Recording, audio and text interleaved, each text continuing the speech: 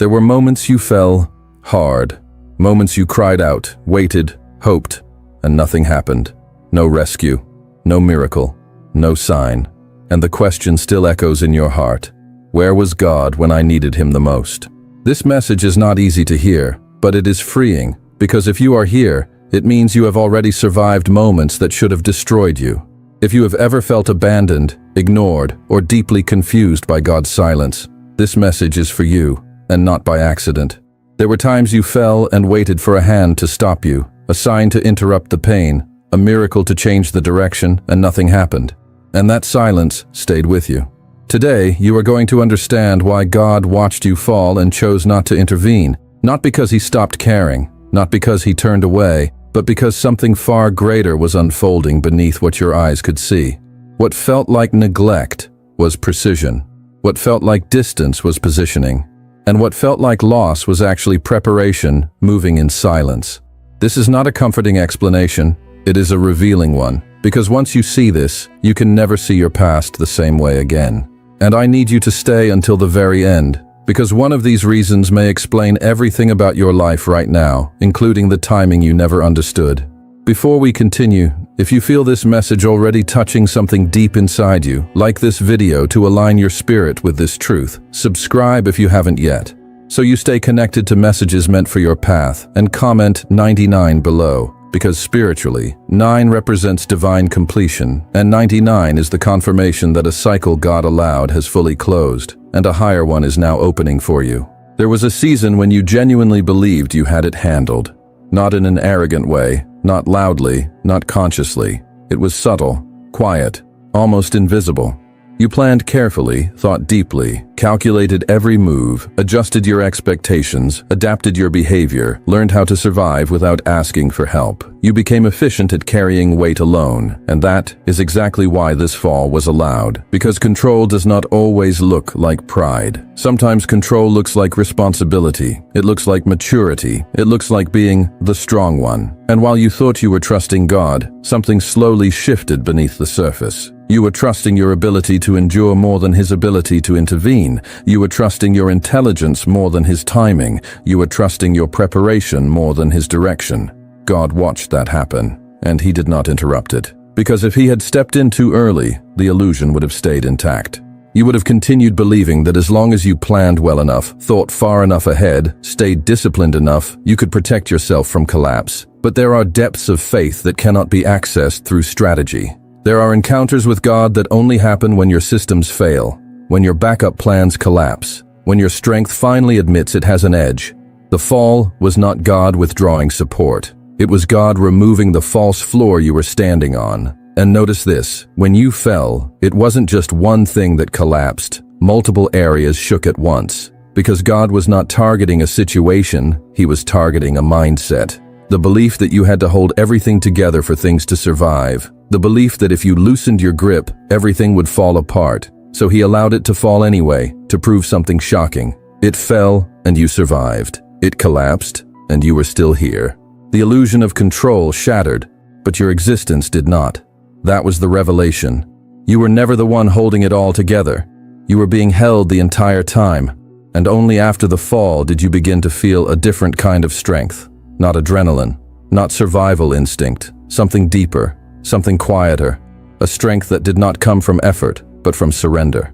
You started to realize that God's power does not activate when you are capable. It activates when you are available, when you stop managing outcomes and start yielding direction. This is why the fall had to happen the way it did, because if control had not broken, trust could not mature. And now, here is where it becomes unsettling. Because once the illusion breaks, you can never return to who you were before. You don't approach decisions the same way. You don't grip situations as tightly. You don't confuse effort with authority anymore. And this shift is only the beginning, because what God removes first is never the thing he plans to replace last. Something deeper was activated in you during that fall, something that hasn't fully revealed itself yet. And the next reason God stayed silent will explain why this breaking of control was only the opening move, not the main event. When you fell, the silence was not only vertical, it was horizontal. It didn't just feel like heaven went quiet, it felt like people did too. Messages slowed, invitations stopped, Familiar voices faded into absence. And that hurt in a different way, because you weren't only processing the fall itself, you were also processing the shock of who disappeared the moment you were no longer standing strong.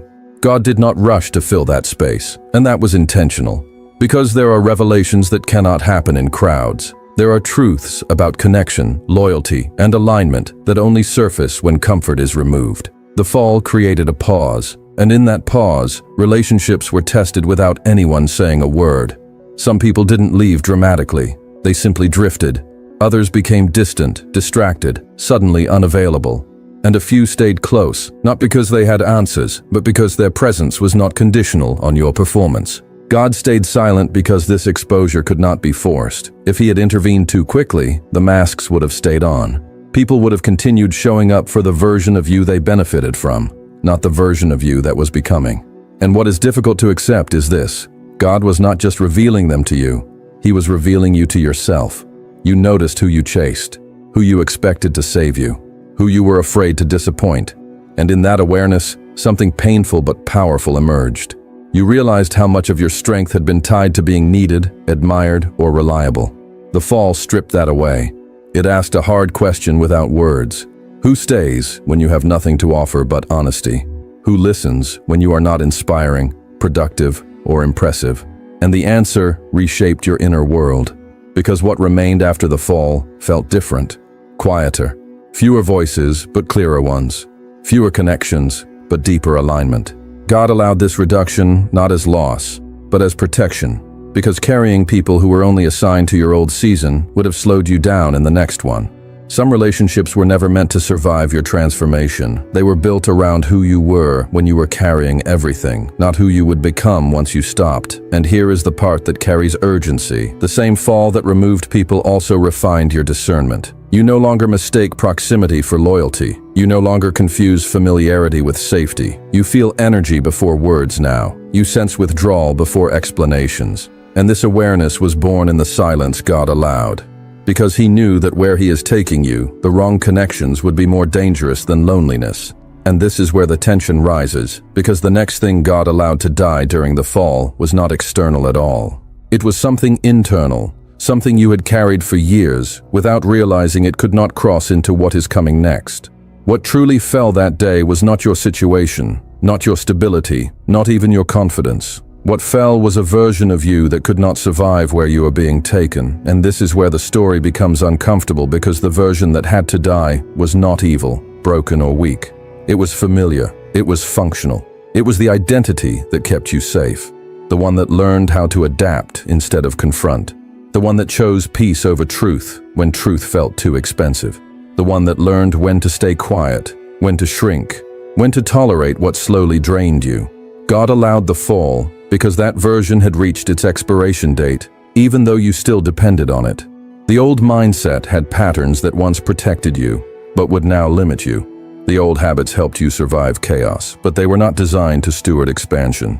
And the old identity, the one that felt responsible, agreeable, self-sacrificing, and endlessly patient, could not function in the next season without breaking you from the inside out. God watched you fall because there are parts of us that refuse to let go unless they are forced to. You would not have released them voluntarily, not because you loved them, but because they worked. They kept things predictable. They kept relationships stable. They kept you accepted. And that is why the fall had to be severe enough to make staying the same more painful than changing. It wasn't a random collapse. It was a controlled demolition. Structures that could not be renovated were brought down entirely. And notice this, after the fall, you didn't just feel grief, you felt disorientation, a strange emptiness, not knowing who you were without the old responses, the old reflexes, the old rules you lived by. That confusion was not failure. It was the space where something new was being formed. God was not erasing you. He was separating essence from survival. Everything that was you out of fear, conditioning, or necessity was exposed and slowly released. And in its place, something more dangerous began to surface. Clarity, boundaries, discernment, a voice that no longer asks for permission, a self that no longer negotiates its worth. This is why some days after the fall felt heavier than before. Because you were grieving someone you used to be while standing in someone you had never met. The old version could not go forward. Not because it was wrong, but because it was finished. And here is the unsettling truth. The ground you hit did not destroy you. It marked the exact place where the old identity lost its authority. And what is emerging now has not fully introduced itself yet, because the next reason God remained silent explains why this death was only the preparation, not the transformation itself. There is a kind of protection that feels comforting, and there is a kind that feels unsettling but permanent. God withheld rescue because you were ready for the second kind. If he had stepped in every time danger approached, you would have remained dependent on intervention instead of developing perception. Rescue removes you from harm.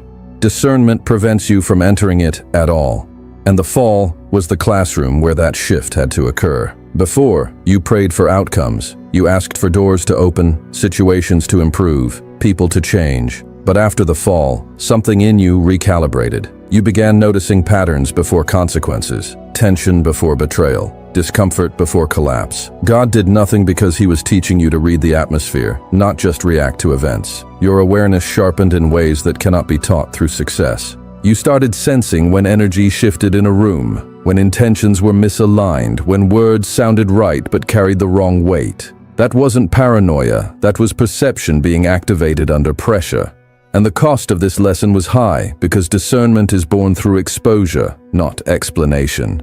You had to experience what it feels like to ignore intuition, to override inner warnings, to talk yourself out of truth so that you would never do it again.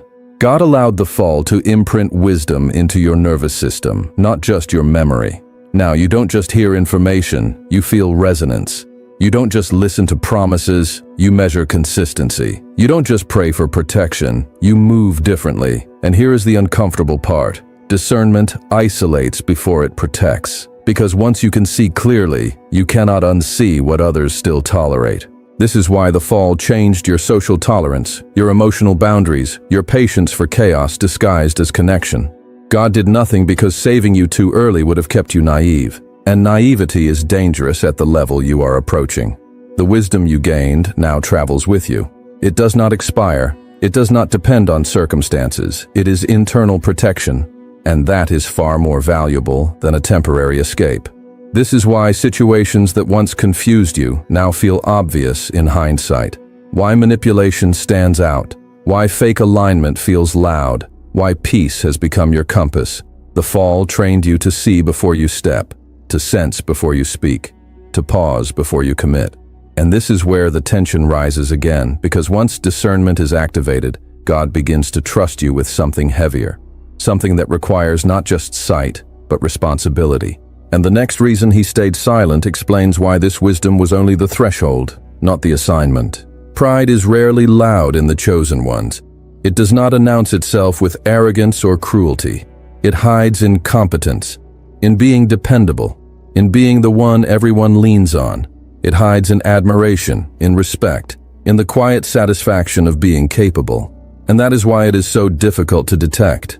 God watched you fall because there was a form of pride operating in you that did not look sinful, but it was limiting your capacity to receive. You were strong but guarded, wise but self-contained, generous but rarely vulnerable. You knew how to give, how to lead, how to endure, but you did not know how to be held. And humility is not about thinking less of yourself. It is about removing the armor that keeps grace from reaching you. God allowed the fall to crack that armor. Before the fall, you were respected. After the fall, you were real. Before the fall, people admired you. After the fall, some truly saw you. And while that exposure felt uncomfortable, even humiliating at times, it was the beginning of healing that strength alone could never produce. You learned what it feels like to need help and not control how it arrives. To be misunderstood and not defend yourself. To be seen in weakness and still remain worthy. That softened something in you that had been rigid for years. You became slower to judge, quicker to listen, more aware of pain that does not speak loudly. God was not diminishing you. He was making you accessible. Because grace does not flow toward performance, it flows toward openness. And humility creates space. Space for God to move without resistance. Space for relationships that are not built on image. Space for love that does not require you to be impressive. After the fall, your prayers changed. They became simpler, more honest, less polished. and heaven responds quickly to prayers that are no longer filtered through pride, disguised as strength. You became softer but not weaker, deeper but not heavier, more human but more aligned. And here is the revelation that carries weight. God can trust humble hearts with influence because humility will not distort power. The fall did not reduce you, it recalibrated you. It removed the need to prove, to impress, to carry alone. And in that surrender, grace found room to operate freely. But this humility was not the final goal. It was preparation. Because once pride is healed and humility is awakened, God begins to position you in ways that require both strength and surrender. And the final reason He watched you fall will reveal why everything you endured was leading to a responsibility far greater than survival. The fall was never meant to end with you. That is the part most people miss. What you survived was not random chaos, and it was not simply about your personal growth. It was about transmission, about what would pass through you to reach others. God allowed the fall because there are truths that cannot be taught from elevation. Some messages only carry authority when they come from someone who has been on the ground and lived to speak. Before the fall, your words may have been encouraging, insightful, even wise, but after the fall, they carry weight. Because pain changes tone. It strips exaggeration. It removes false certainty. And what remains is something people recognize instantly. Authenticity. The fall became a story, not one you rehearsed, not one you wanted, but one etched into your nervous system. And now, without effort, without performance, people feel safe around you. They open up. They tell you things they never planned to say out loud. Not because you have answers, but because your presence says, "I've been there, and I didn't disappear." God did not stop the fall because your survival would become a bridge. A living proof that despair does not get the final word. The voice that emerges after deep pain is different. It does not shout, it resonates, it does not demand attention, it draws it. And you may not even realize how often your existence alone interrupts someone else's darkness. There are people who keep going because they see how you carry what should have crushed you. Because you are still here, still breathing, still choosing not to become bitter. God allowed you to fall because your life itself became a message that cannot be replicated by comfort. And here is the urgency. You were never meant to tell this story loudly, but you were meant to live it visibly. In your boundaries, in your compassion, in your refusal to minimize pain or glorify suffering. You don't inspire by pretending it didn't hurt. You inspire because it did, and you didn't let it turn you hollow. Someone will stand up one day because you did. Someone will choose life because you stayed. Someone will believe again because you did not disappear when believing was hardest. And this is where the tension tightens, because testimonies are not given lightly. They are entrusted. And the final reason God watched you fall explains what happens after the story is formed, when survival turns into assignment and pain gives way to something even heavier than healing. Authority is never announced in advance. It is recognized after it has been forged. God did nothing because what was being built in you could not be rushed, displayed, or explained while it was forming. Spiritual authority is not given to the gifted, the loud, or the admired. It is entrusted to those who have been tested where no one applauded, where no one defended them, where quitting would have made sense. The fall placed you in private battles that did not look heroic. Moments where your faith was not poetic, your prayers were not confident, and your strength was not visible. And yet you stayed. You wrestled with doubt without abandoning truth. You endured confusion without betraying your values. That is where authority is born. Not in victory, but in integrity, under pressure. God watched you fall because leaders are not shaped in public affirmation. They are shaped in silent resistance. Resistance against bitterness, against resentment, against becoming hardened by disappointment. You learned how to govern your inner world before being trusted with influence outside of it. That is why you walk differently now. There is a weight to your presence that does not seek attention, a steadiness that does not need validation. You pray differently because your prayers are no longer theoretical. They come from experience, from scars, from survival. Heaven responds to that frequency. You endure differently because endurance is no longer forced. It is anchored. You know what it costs to stand, and you know you can. This is why chaos no longer intimidates you the way it once did. Why pressure no longer confuses your identity. Why storms no longer define your direction. God was training your discernment, your restraint, your obedience, your timing. Authority requires all four. Without them, power becomes destructive. With them, it becomes protective. And here is the revelation that should stop you. The battles you thought were breaking you were actually qualifying you. Angels recognize consistency. Heaven responds to maturity. And what you carry now did not come from knowledge. It came from fire. The fall was not the end of your story. It was the final exam. And the fact that you are still here means something has already shifted in the unseen. And the conclusion will reveal why everything you endured was not just preparation, but confirmation. God never abandoned you. Not for a second. Not in the moment you broke. Not in the hour you questioned everything. Not in the silence that followed. He never looked away, and he never stopped caring, even when it felt like heaven went quiet. He watched, because he was not reacting to the fall, he was orchestrating through it. What felt like loss was alignment. What felt like delay was calibration. What felt like being overlooked was God shielding you while he rebuilt you from the inside out. The fall did not disqualify you. It authenticated you. It stripped what could not last, refined what could, and awakened what had been dormant your entire life. What almost destroyed you actually prepared you. What felt like silence was strategy. And what you survived proves a truth that cannot be argued or reversed. You are still standing because you were never meant to stay down. You were meant to rise with vision, with authority, with discernment, and with a depth that only fire can produce. From this point forward, you do not walk as someone who barely made it out. You walk as someone who was shaped on purpose. Let this truth settle into your spirit. Let it change how you see your past, how you carry your present, and how you step into what is next. And if this message ignited something inside you, don't let it stay silent. Comment, "I rise different," to seal this moment, to declare that the fall no longer defines you, but empowers you. Carry this fire with you. Share it if you feel led. And remember this: God did not save you from the fall because he was preparing you for what comes after it.